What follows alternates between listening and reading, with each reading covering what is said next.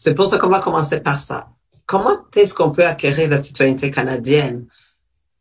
La première question d'ailleurs que je me poserais, c'est de savoir est-ce que c'est nécessaire d'acquérir la citoyenneté canadienne ou c'est pas nécessaire? Parce que il y a j'ai déjà eu des clients qui te disent non, moi j'ai pas besoin vraiment d'appliquer pour.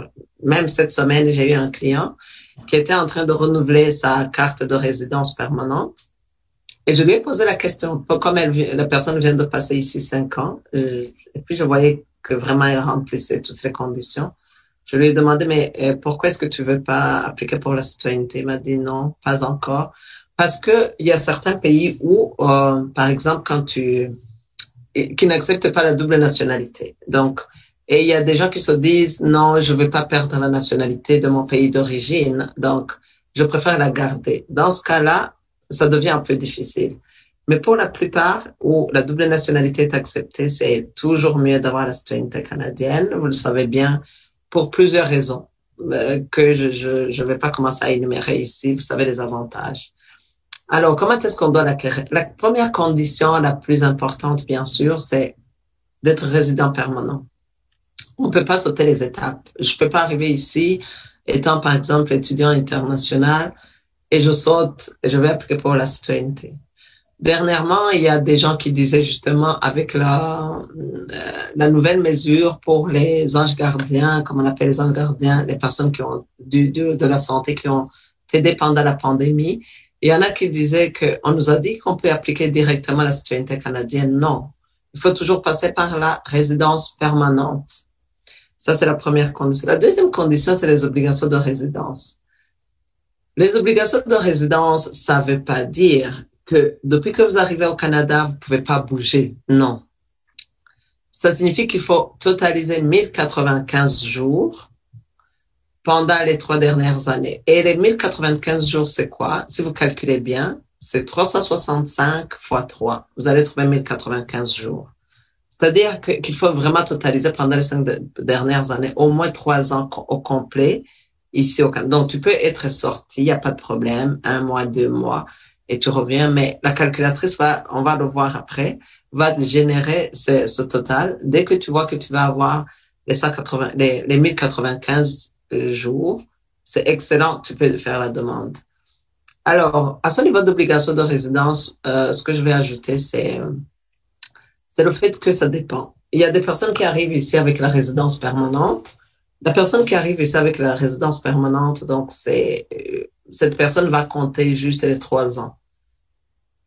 Du moins, dans les 1095 jours, la personne n'est pas sortie. C'est la personne entre le 1er janvier 2017 ou bien 1er janvier 2019. Ça signifie que le 1er janvier, comme c'est 2019, tu ajoutes 3 ans. 2022, donc la personne va appliquer.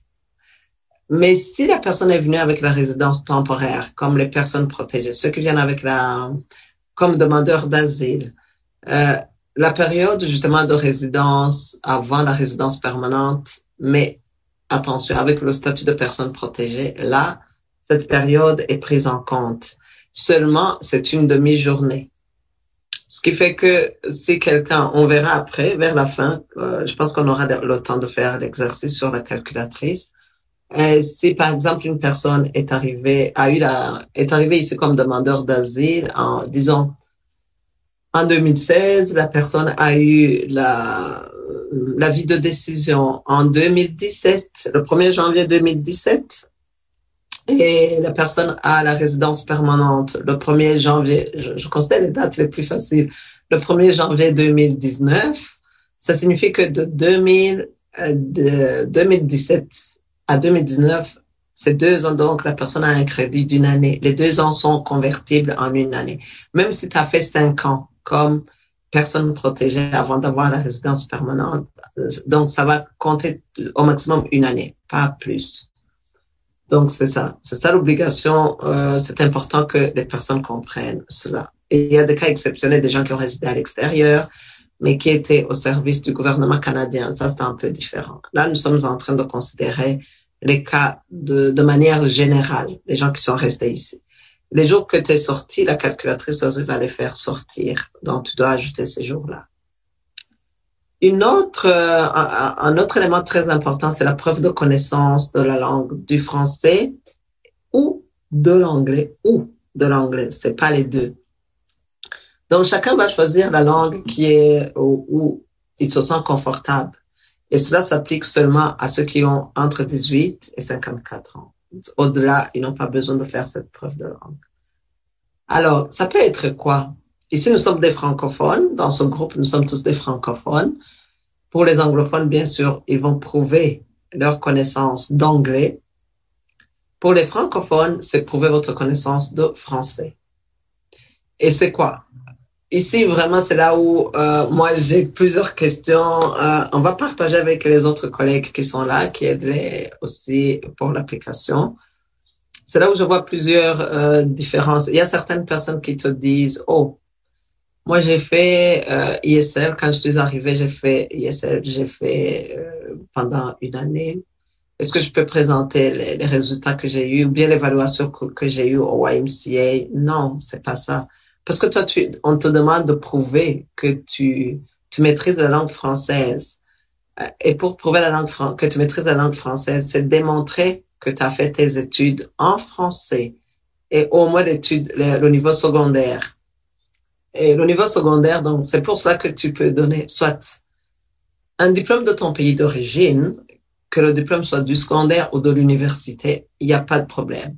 L'un des deux, ça fonctionne bien. Et je conseille toujours d'ajouter le relevé de notes. C'est très important pour éviter vraiment que la demande soit retournée.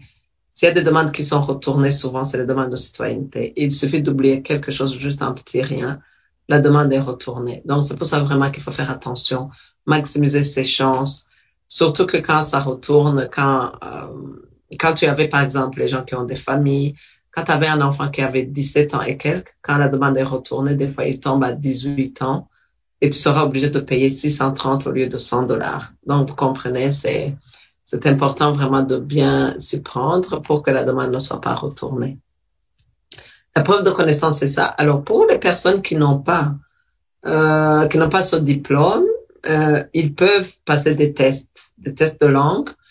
Pour le français, c'est à l'Alliance française. Et maintenant, avec la COVID, c'est pas évident, mais c'est à l'Alliance française. Il faut prendre rendez-vous et puis tu passes le test et comme ça, tu vas donner ça. Mais si quelqu'un s'y connaît bien, si vous avez été averti, c'est pour ça que c'est important de participer à ces sessions.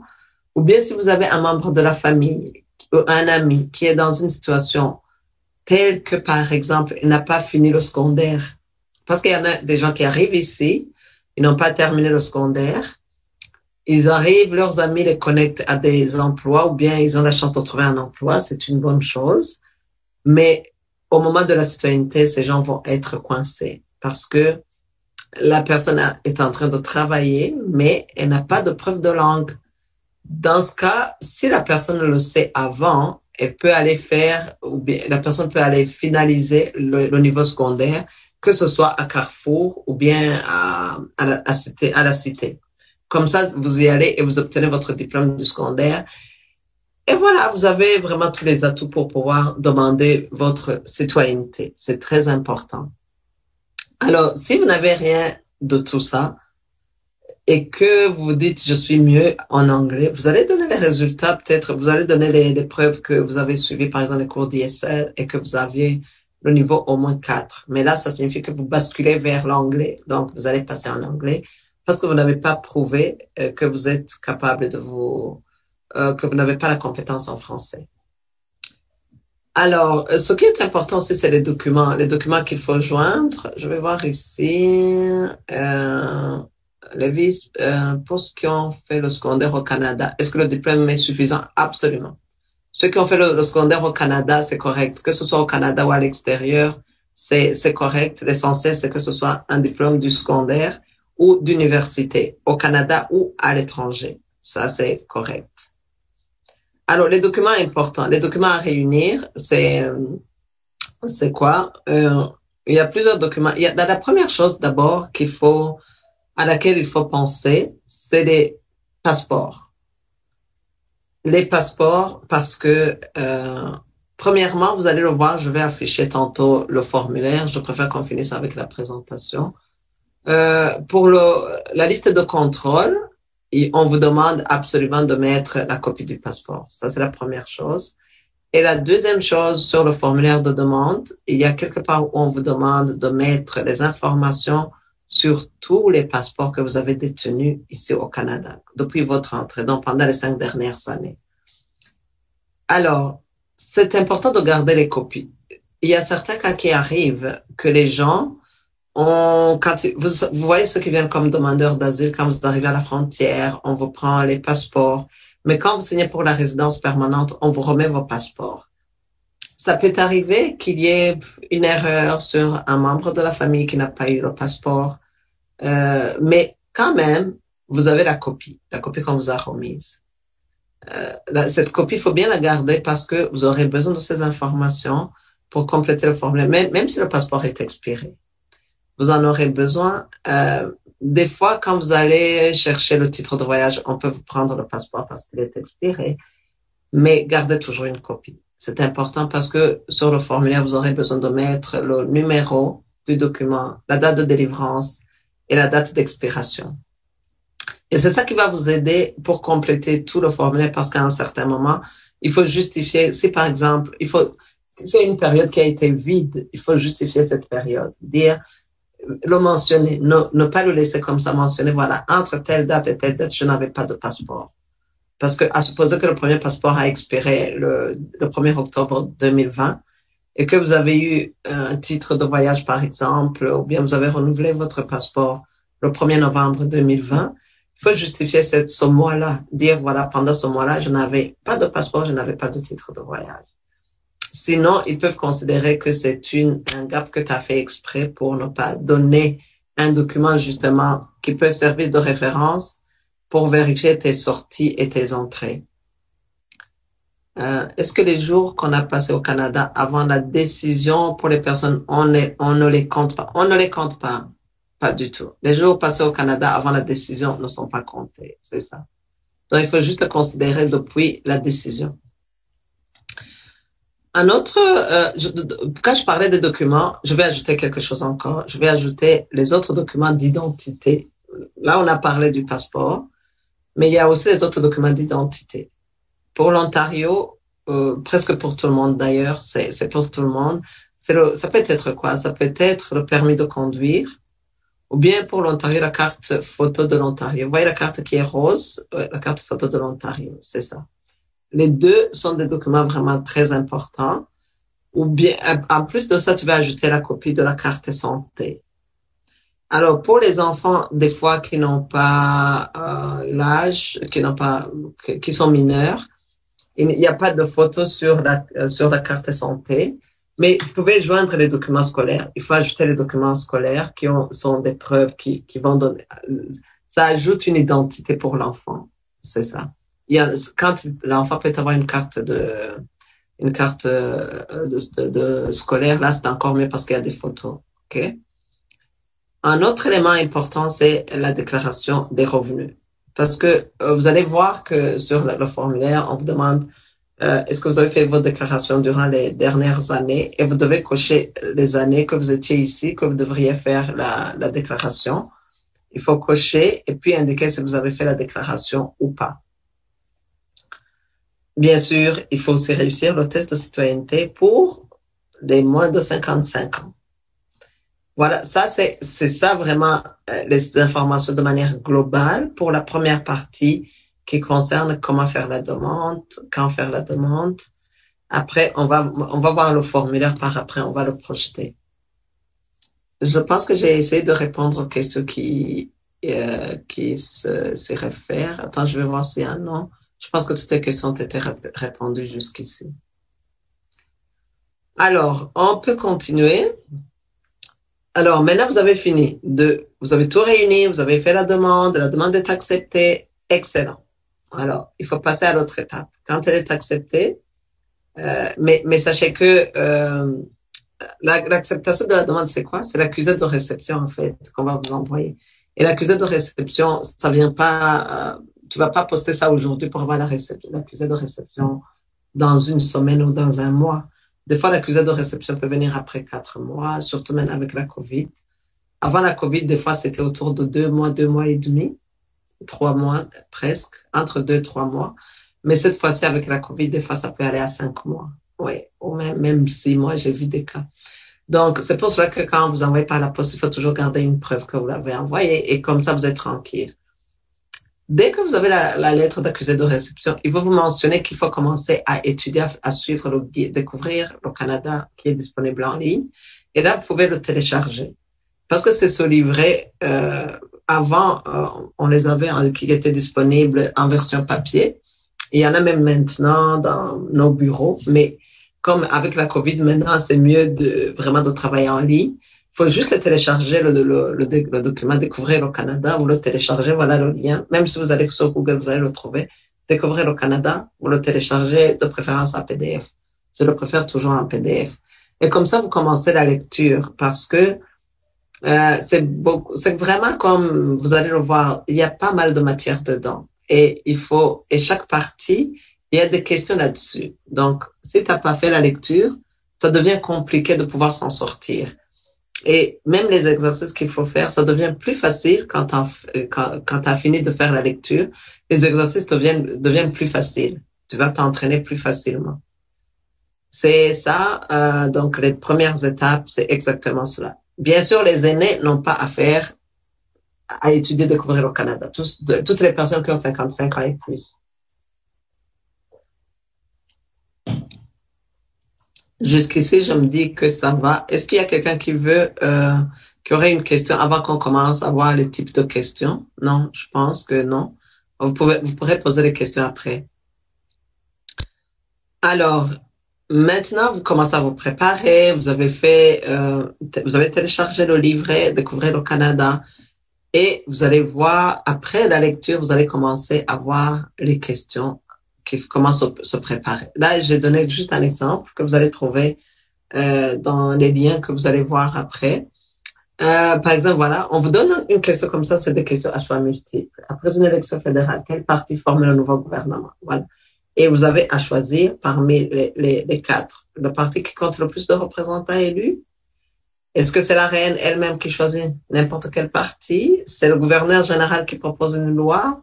C'est le premier ministre de chaque province? Non, c'est le parti qui compte le plus de représentants c'est ça. Quel parti forme le nouveau gouvernement? C'est ça. C'est le parti qui a gagné, qui a eu le plus de représentants, bien sûr. Ça, c'est un exemple de question, comment ça peut se passer. Voilà d'autres exemples. Combien de Canadiens environ? Alors, on s'est rendu pendant la Première Guerre mondiale. Ici, vous allez constater que, je ne sais pas si parmi vous, il y en a qui avaient des facilités de mémoriser les chiffres, mais des fois, c'est pas aussi facile que ça, de retenir les chiffres. Mais quand même, quand tu vois, quand tu es en train d'étudier, tu essaies de garder en mémoire des chiffres indicatifs. Tu te dis, en tout cas, pendant la Première Guerre mondiale, c'est pas 8 millions, tu retiens juste que c'était à peu près 600 000, ça au moins. Tu peux te dire, si on a des 60, non, je me souviens, c'était autour de 600 000. Ça peut être 580 quand même, mais c'est autour de 600. Voilà. Le Canada compte 3 territoires, combien de provinces? Ça, c'est quelque chose de ce qu'on va voir juste après. Comment, justement, c'est important de connaître la géographie. Donc, vous voyez, la première question, par exemple, se rapportait un peu au système de gouvernance du Canada. Celle-ci, ceux qui ont servi à la Première Guerre mondiale, ça se rapporte à l'histoire.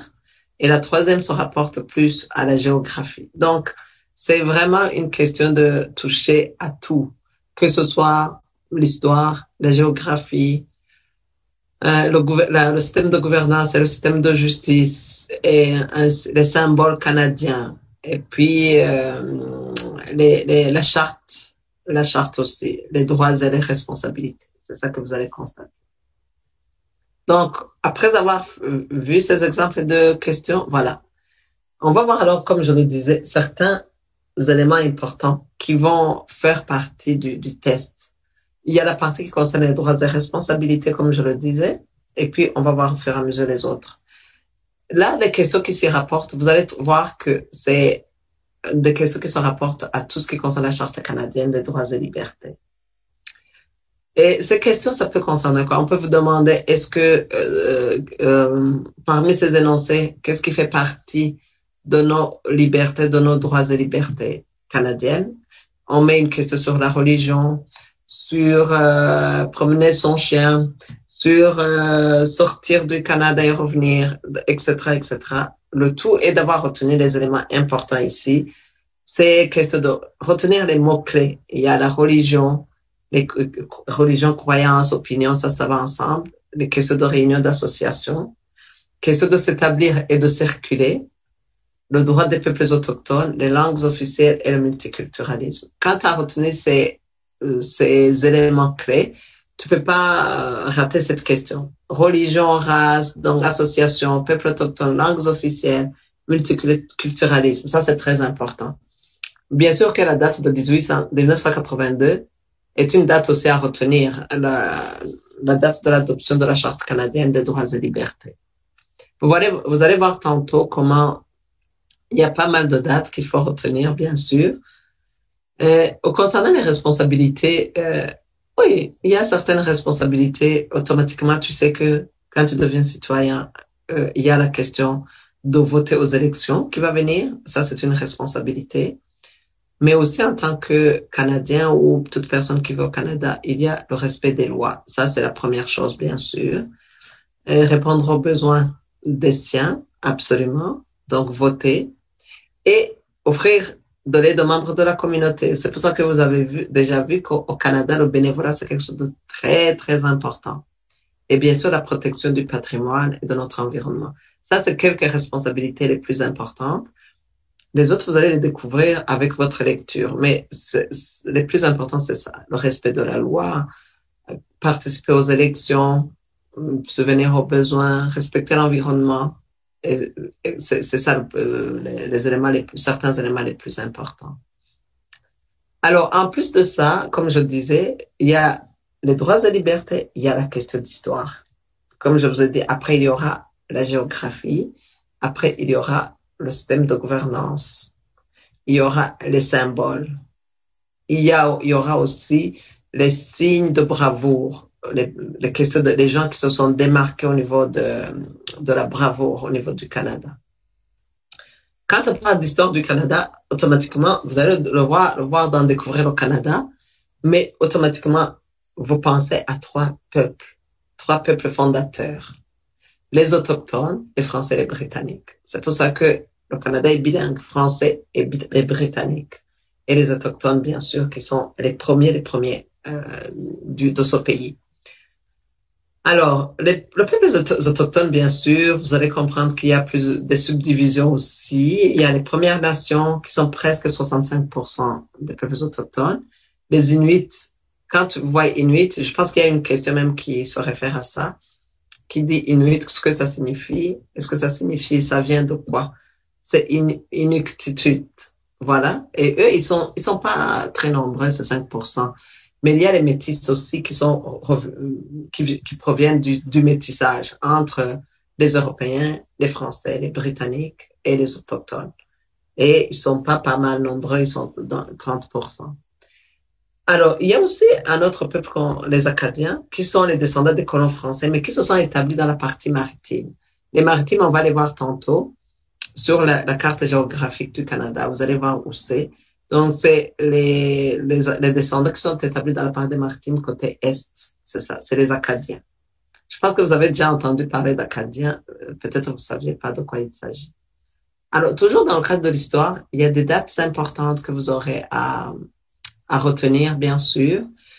C'est notamment l'acte constitutionnel de 1791 qui a fait que le Québec soit divisé en deux pour avoir le Haut-Canada qui est l'Ontario et le Bas-Canada qui est le Québec. Donc ça, c'est en 1791 où il y a eu cette séparation. Après, bien sûr, il y a eu évolution. 2 ans après, il y a eu le lieutenant-gouverneur général qui a aboli l'abolition de l'esclavage dans le Haut-Canada. Donc ça, c'est 2 ans après. Il y a une date aussi que vous pouvez pas vraiment oublier, 1812, où le Canada a pu gagner sur l'invasion américaine en 1812. Et chronologiquement, il y a d'autres dates qui viennent, mais l'autre date importante qui vient, c'est en 1849, ou le premier chef d'un gouvernement responsable, et qui est Sir Louis-Hippolyte Lafontaine. Donc là, c'est juste si on vous dit qui a été le premier chef d'un gouvernement responsable qui défendait les droits des francophones. Voilà, c'est lui qui est là, c'est Hippolyte Lafontaine. Là, déjà, Lafontaine, ça va vous faire penser aux Français.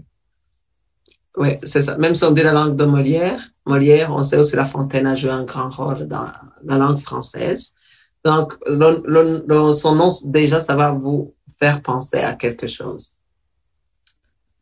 Alors, on peut pas parler de l'histoire du Canada sans parler du 1er juillet, qu'on fête chaque année. Chaque année, on fête le 1er juillet, c'est la fête de la Confédération.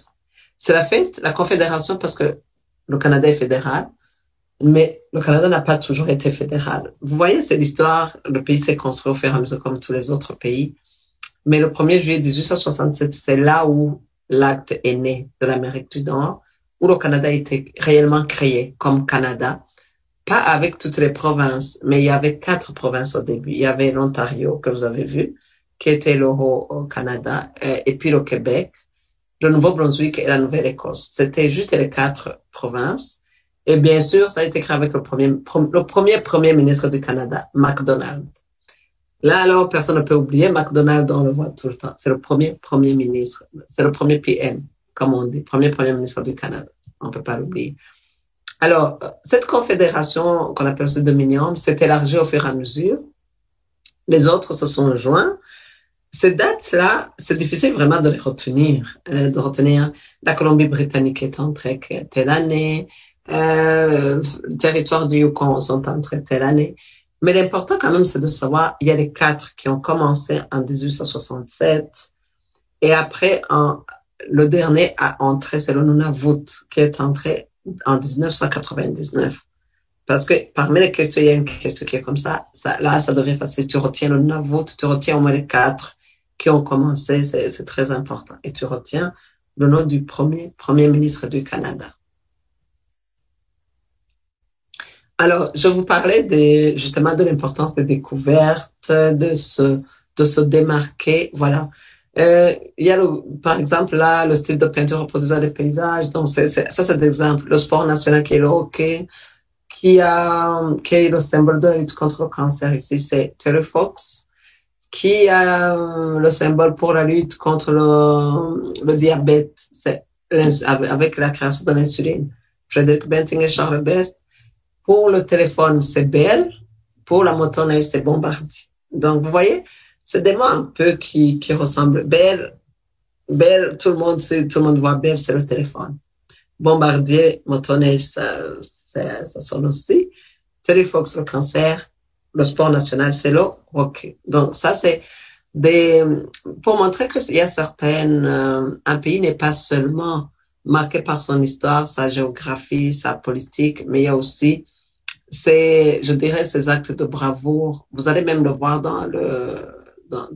qu'il y a d'autres, quand vous allez faire la lecture, qu'il y a d'autres actes de bravoure, les gens qui ont eu la Croix Victoria, vous allez le voir après. Donc, c'est tout ça. Ceux qui ont contribué beaucoup dans la guerre mondiale, c'est ça. La lecture du livre va vous permettre de voir tout cela. Alors, après ça, on vient de voir un peu, on a vu la Charte des droits et libertés, on a vu l'histoire. Maintenant, on va passer au système canadien de gouvernance avant qu'on aille à l'autre partie sur la géographie. Alors, ça, je pense que tout le monde ici sait que nous avons les 3 niveaux au niveau du gouvernement, le fédéral, le provincial ou territorial et le municipal. C'est ça que nous avons ici.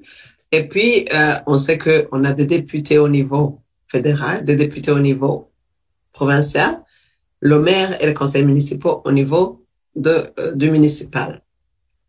Peut-être ce qui est un peu confus chez la plupart des gens, c'est les responsabilités des uns et des autres. Il y a des responsabilités qui sont du ressort fédéral complètement, il y a d'autres qui sont partagées, il y a d'autres qui sont du ressort de la province, il y a d'autres qui sont juste du ressort du municipal. Je sais que la plupart parmi vous, même ceux qui sont arrivés il y a 3 ans, 4 ans, vous avez déjà remarqué qu'il y a certaines choses vraiment qui sont du provincial, d'autres du fédéral. Quand on parle de la défense nationale, évidemment, c'est national. Les politiques étrangères, c'est national. Citoyenneté et immigration. Citoyenneté et immigration, c'est fédéral, mais il y a une part des provinces. Mais c'est plus fédéral. Mais on dit que c'est partagé parce que les provinces aussi ont un mot à dire. Vous voyez, par exemple, le Québec a son système d'immigration, mais même les autres aussi ont des programmes pour l'immigration, surtout, par exemple, pour les travailleurs qualifiés. Ils ont un mot à dire, ils ont des programmes d'immigration qui sont propres à chaque province, mais de tout ça, c'est chapeauté par le fédéral. Il n'y a pas d'immigration sans passer par le fédéral. Ça n'existe pas. Alors, et la justice criminelle aussi, c'est fédéral. Le commerce international, absolument, c'est fédéral. Les affaires autochtones aussi, c'est fédéral. Comme l'agriculture et l'environnement qui sont partagés.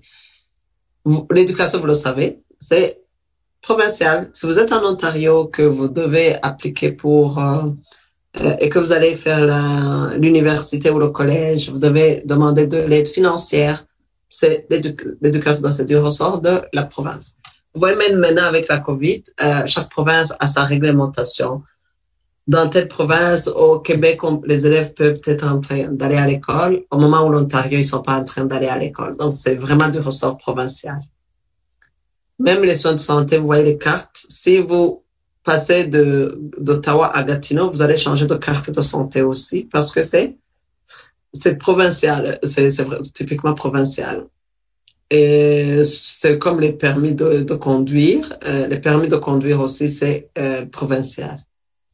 Les autoroutes, bien sûr, c'est aussi la province qui s'en occupe. Le maintien de l'ordre, il y en a, oui, pour la municipalité, il y en a, mais il y en a aussi pour les provinces. Mais pour ce qui est des services sociaux et santé communautaire, par exemple, vous voyez, quand on a besoin d'aller chercher l'aide sociale, les logements subventionnés, vous n'allez pas demander à un député, par exemple, si quelqu'un a un problème de logement, il va pas demander à un député fédéral. Non, la personne va aller demander si c'est un problème sérieux qu'il a besoin d'intervention. Il faut voir le conseiller municipal parce que c'est lui qui a en charge des services sociaux et de santé communautaire. De même que le recyclage, vous voyez que c'est chaque ville qui s'organise pour ramasser les déchets, etc. Les services publics et transport, même chose. À Ottawa, il y a aussi transport et à Gatineau, par exemple, il y a STO. Donc, ça montre que c'est chaque ville à part. Chaque ville aussi, Toronto a son système, etc. Déneigement aussi, c'est la même chose que c'est relié au recyclage. C'est la même chose. C'est vraiment municipal. De même que les services d'urgence. Voilà un peu, dans les questions, il peut y avoir une question qui te demande, est-ce que c'est du ressort municipal, provincial, fédéral? On te met éducation, on te met recyclage, on te met déneigement, affaires autochtones. C'est ça. C'est important de savoir comment pouvoir répondre à ces questions. Toujours dans le cadre de la gouvernance, c'est important aussi de connaître, de savoir, de garder en tête les deux systèmes de gouvernance au Canada, la démocratie parlementaire et la monarchie constitutionnelle. La démocratie parlementaire, pourquoi? Parce que la population, c'est la population qui va élire les députés de la Chambre des communes. Et puis, c'est la démocratie, oui, parlementaire, parce qu'il y a ces institutions, la Chambre des communes, mais il y a aussi, en plus de ça, d'autres institutions comme le souverain, donc la reine. Il y a la il y a le Sénat. Il y a le Premier ministre et son cabinet. Voilà. Donc, ça montre que c'est une démocratie parlementaire, comme partout ailleurs dans d'autres pays, où on trouve les deux chambres, la chambre haute et la chambre basse, donc le Sénat et la Chambre des communes. Mais aussi, on y trouve le président et le Premier ministre des fois.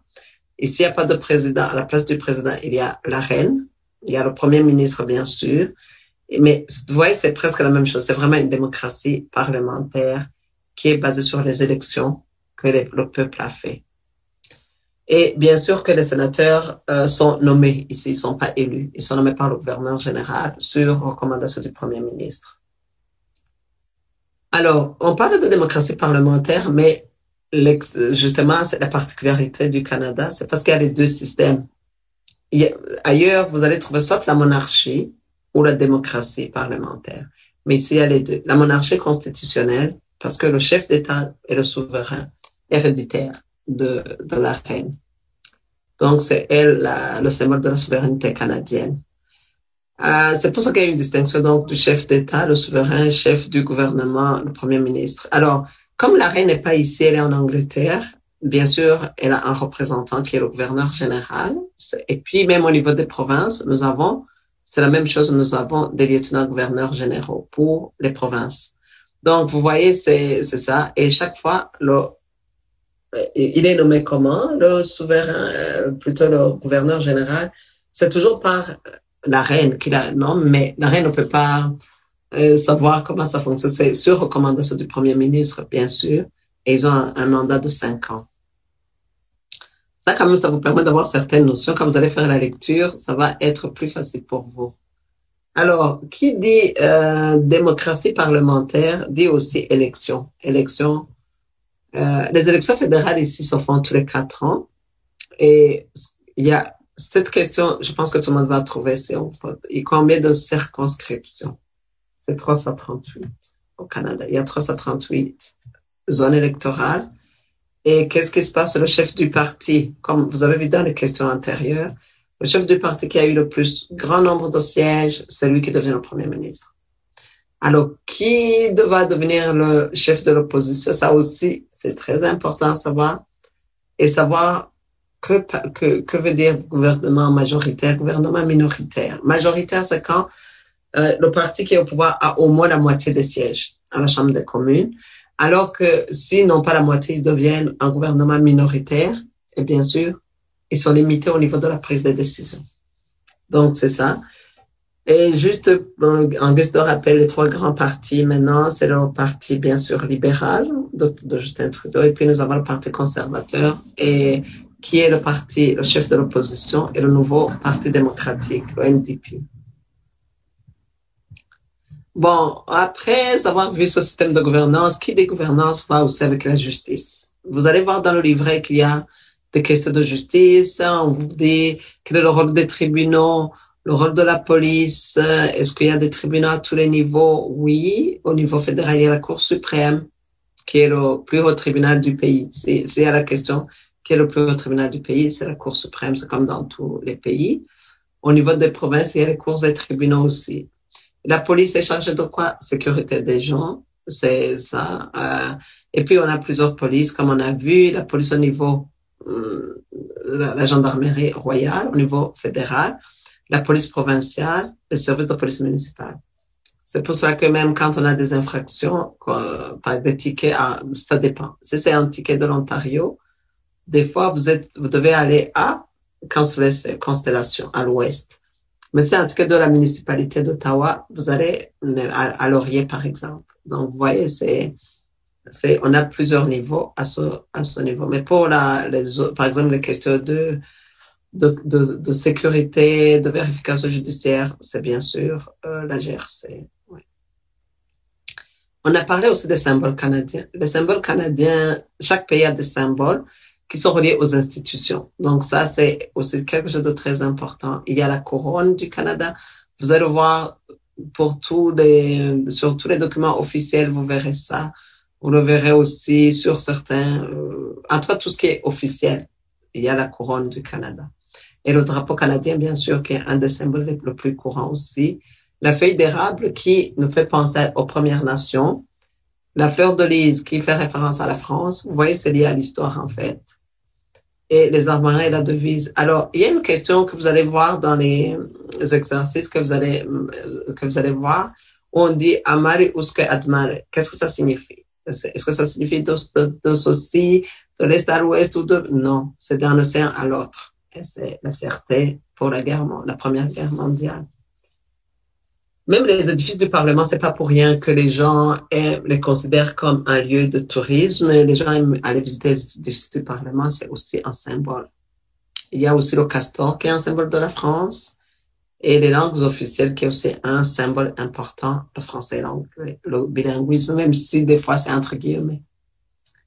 Et l'Ordre du Canada et les distinctions honorifiques, comme on le disait, la croix de Victoria, par exemple. Voilà, c'est une croix qui est décernée aux gens qui se sont démarqués surtout qui ont fait vraiment des actes de bravoure, surtout pendant la Première Guerre mondiale. C'est ça. Vous voyez que vous avez de la matière, ceux qui n'ont pas encore appliqué et ceux qui ont appliqué, qui doivent se préparer à la citoyenneté. C'est vraiment de la matière. C'est pour cela que c'est nécessaire de lire avant pour avoir le temps vraiment de bien digérer cette matière petit à petit. On n'oublie pas l'économie canadienne et qui dit que l'économie canadienne, on peut pas parler d'économie canadienne sans parler de l'accord de libre-échange nord-américain, ALENA ou NAFTA en anglais, et les secteurs industriels qui sont le secteur des services qui est le plus important, ça on le voit partout, le secteur manufacturier bien sûr, l'exploitation des ressources naturelles, et notez que les États-Unis sont notre plus important partenaire commercial. Si on vous met dans une question, quel est notre plus important partenaire, on vous met la Chine, les États-Unis, la France. C'est bien sûr les États-Unis. C'est notre plus important partenaire. Alors, on a vu l'histoire, on a vu ceci, cela, la géographie. Ne vous oubliez pas. Ça aussi, c'est très... Et vous allez constater que vous aurez 20 questions. Ces 20 questions, il faut réussir 15 questions. Parmi les 20, il y a chaque fois une question qui touche à tous les volets. Il y aura chaque fois une question sur les droits et libertés, une question sur l'histoire, une question sur la géographie, sur le système de gouvernance. Donc, il faut vraiment avoir bien lu, bien fait des exercices. Cette carte, c'est une carte aussi, quand vous vous préparez et que vous retenez un peu comment les provinces sont disposées, va vous aider. Parce qu'il y a des questions que vous allez trouver, par exemple, qui sont vraiment des questions pièges. Parce que des fois, tu te souviens pas, on peut te dire, pour aller de l'Alberta à Saskatchewan. Toi, tu sais que c'est à l'ouest. Les deux sont à l'ouest. Moi, je suis en Ontario, je sais que ça, c'est à l'ouest. Mais je peux pas savoir nécessairement si de l'Alberta à Saskatchewan, j'irai de l'est à l'ouest, de l'ouest à l'est, du nord au sud, du sud au nord. Donc, vous voyez, mais quand tu as retenu ça, automatiquement, je vais voir de l'Alberta à Saskatchewan, c'est de l'ouest à l'est. Je vais cocher. Là, je vais trouver. C'est ça. Sinon, au bien du Manitoba, on en Nunavut.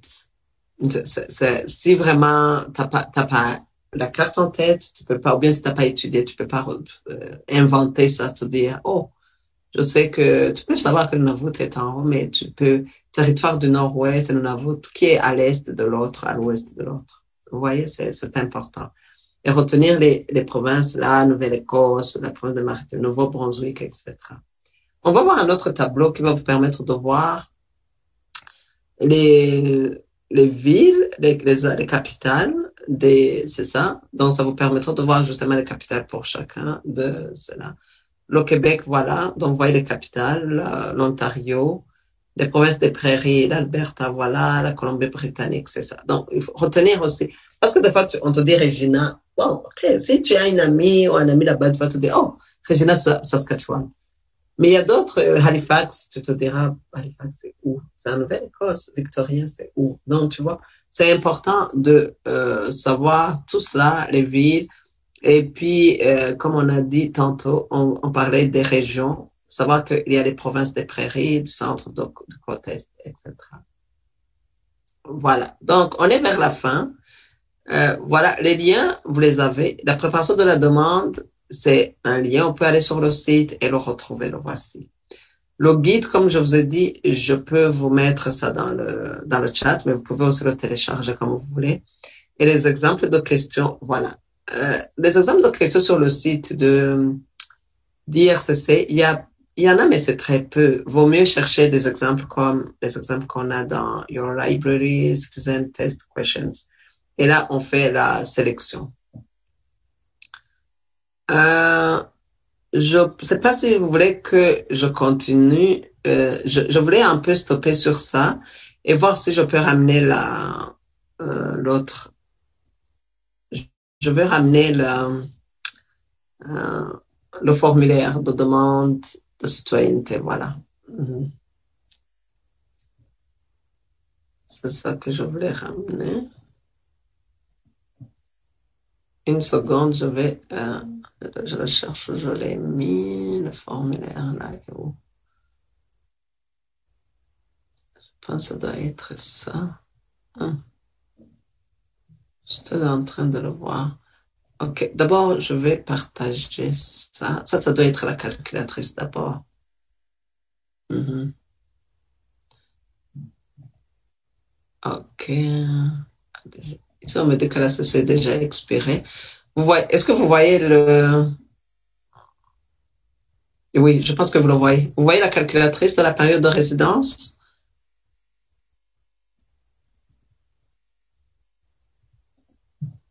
Oui?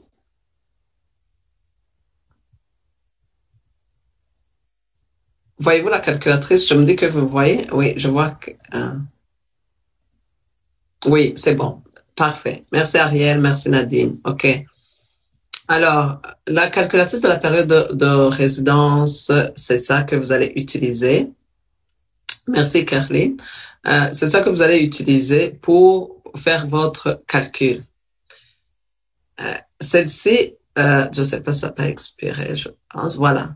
Alors, la première chose qu'il faut faire, bien sûr, on va vous dire, inscrivez la date à laquelle vous signerez votre demande. Je peux mettre, par exemple, aujourd'hui, on est 2021, on est le combien? Au mois de janvier, on est le 21, n'est-ce pas? Oui. Je vois quelqu'un qui écrit. Merci pour le webinaire, je dois quitter, vous allez... Oh, ok, merci Clarisse. Merci Clarisse et à bientôt. Voilà, donc là, je vais vous montrer comment on peut le faire. La date à laquelle vous avez obtenu la résidence permanente, on peut mettre n'importe laquelle. Je peux mettre 2019, par exemple, et puis je vais mettre janvier, et puis le premier. Donc, je vais calculer. Déjà, ça me montre le statut de résident temporaire. Alors, si j'ai été personne protégée, je vais dire oui. Si j'ai pas été personne protégée, je vais dire non. Si j'ai été personne protégée, je vais mettre oui. Et je mettrai ici, si j'ai été étudiant, je vais le mettre. Travailleur, titulaire d'un permis de personne protégée. Et là, je dois mettre, par exemple, 2000 combien, à supposer que j'ai été personne protégée en 2017. En 2017, laissons le 1er janvier chaque fois, ça devient plus facile. Oui. Parce qu'on m'a demandé de 2016, jusqu'à ici. Donc, j'ai été personne protégée jusqu'à ce que j'obtienne la résidence. Et j'ai obtenu la résidence en 2018. OK. Décembre. C'est le 31, donc je vais mettre ici le 31. Je peux mettre le 31. Des fois, tu mets et puis ils te disent que tu as... voilà. Voilà déjà, ça je peux ajouter l'entrée. Donc, quand tu fais calculer, tu auras d'autres périodes. Généralement, ici, il n'y a pas d'infraction que j'ai commise. Donc, je vais continuer. Avez-vous quitté le Canada? Je dis non. Mais si j'ai quitté, je vais ajouter ça. Et voilà, d'après les renseignements, voilà. Vous répondez à l'exigence. J'ai juste 1116. Voilà. Donc, ça, c'est une façon de vous montrer comment on peut faire justement la calculatrice de la période de résidence permanente. OK. Est-ce que vous voulez que je vous ramène peut-être le truc de question? Découvrir le Canada, donc c'est celui-ci. Attends un peu. Je vais voir si j'ai voilà. Découvrir le Canada. Comme vous le voyez, donc, c'est vraiment des lectures qu'il faut faire. C'est juste découvrir le Canada. Vous allez voir tout ce qu'il y a là-bas. Donc, voilà, message à nos lectures, ça c'est le début. Il y a la table des matières qui va vous montrer alors tout l'histoire du Canada, le Canada moderne, le système de justice, les symboles canadiens, l'économie des provinces, le centre du Canada, la côte ouest. Donc, ça aussi, c'est quelque chose d'important. Alors, est-ce que vous voyez maintenant ce que j'ai sur le tableau? Qu'est-ce que vous voyez? Est-ce que vous voyez les Canadian Citizenship Practice? Mais ça, j'avais fait en français, je sais pas pourquoi sélectionner une langue française. Voilà. Je sais pas si vous voyez maintenant les réponses aux tests de pratique de citoyenneté canadienne. Voilà le système. Donc, il y a chaque fois des questions. Et généralement, vous pouvez imprimer ces questions avec des réponses. Ça vous aide à... Oui, super, Caroline, merci. Donc voilà, moi j'aime ces exercices parce que là tu sélectionnes la province, etc. Et puis ça te permet de pouvoir faire des exercices en fonction de la province. Et tu peux faire jusqu'à 144, etc. Et quand tu fais ces exercices, tu es sûr que tu vas vraiment, si tu arrives à réussir ces exercices, tu es sûr que tu vas réussir sans aucun problème. Alors, si j'ai la demande de citoyenneté canadienne pour adultes, et là, c'est juste question de remplir toutes les cases sans sauter aucune. Et ici, bien mettre les dates que tu vas mettre pour la signature aussi, les dates que tu as eues sur la calculatrice. Tu dois les reproduire ici. Et voilà. Statut, si tu l'as eu, tu mets ici, le statut de personne protégée. Les adresses, tu commences par le plus récent et tu continues sur pour les 5 ans. Pays territoire, voilà. Donc, ce que vous avez fait aussi pendant les 5 ans. Le numéro d'assurance sociale et déclaration d'impôt. C'est ce dont je vous parlais. Les informations sur vos passeports. Est-ce que vous en disposez ou pas? Vous donnez ici les infos sur les passeports. Voilà. Et puis, s'il y a des gaps, il faut les expliquer ici, dans le tableau B. Et le reste, les preuves linguistiques, si tu l'as, tu mets oui. Ceux qui ont plus de 54 ans n'ont pas besoin de répondre ici. Et vous allez à cette partie qui concerne tout ce qui concerne justement les peines et les infractions que vous auriez commises, etc., etc. Et voilà. Voilà, je pense que on a presque fini. Je pense que je vais vous laisser la parole maintenant. Je vais présenter juste les questions pour le test. Ah, Nadine, voyez juste les questions. Oh, ok.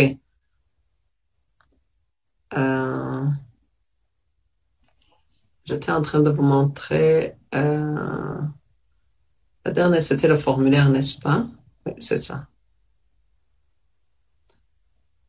Maintenant, tu vois, je pense, le formulaire. Oui. De demande de citoyenneté. C'est bien maintenant? Oui. Oui, bien Oui, sûr. voilà. C'est bien. Donc, voilà, c'est ça que j'étais en train d'expliquer. Je vous disais qu'il faut vraiment bien remplir, ne sauter rien. Votre ici le maître, ici la date à laquelle vous avez eu la résidence, votre prénom, votre nom de famille, toutes ces infos sur la hauteur, les hauteurs des yeux, les infos que vous trouvez sur la carte, lieu de naissance, la ville, le pays, et vos noms. Si vous avez eu deux noms peut-être avant le mariage, un autre, bien, si c'est juste le nom à la naissance, et tu vas sélectionner ici à la naissance. Ou bien si c'est le nom marital, tu vas sélectionner. C'est pour ça que c'est important de le remplir en ligne, donc sur l'ordi, parce que si c'est version papier, tu pourras pas avoir toutes ces sélections qui sont là. Donc, vous voyez, donc ça te donne vraiment une grande latitude. Et vous indiquez votre état matrimonial, l'adresse. Est-ce que quelqu'un vous a aidé à remplir? C'est non. Parce que si tu es capable de le lire, même si quelqu'un va vérifier ton formulaire, c'est non.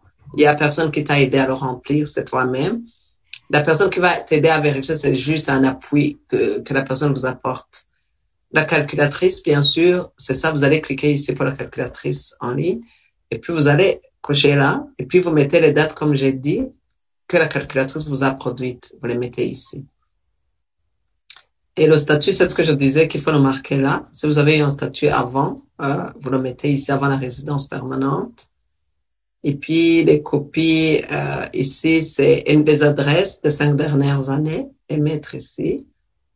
Et puis, ce que vous avez fait pendant toujours en commençant par le plus récent, ici. Et ne jamais sauter de place vide. Si vous avez passé 3 mois sans travailler, vous les mettez et vous mettez sans. Et puis, vous mettez sans objet. Et puis, le numéro d'assurance sociale. Et puis, vous ajoutez les années pour les déclarations d'impôt, vous les ajoutez. C'est 2020. Par exemple, maintenant 2020, si je mets 2020, je mettrais non, parce que on est en janvier. J'ai pas c'est pas exigé la déclaration de 2020, je vais mettre non. Mais 2019, je dois mettre oui, oui. C'est ça. Et voilà, je pense que compétences linguistiques, c'est ce que je disais. Oui, pour ceux qui ont 18 à 54 ans, parce qu'il faut fournir ça. Et puis, le programme ligne, tu peux mettre oui si tu l'as, et sinon tu mets non, parce que tu as donné, et puis tout ça, tu coches non. Si t'as pas de problème de malentendant, t'es pas une personne malentendante ou t'as pas d'incapacité quelconque. Et voilà, donc c'est la question de criminalité. Et voilà, je pense qu'on a fini.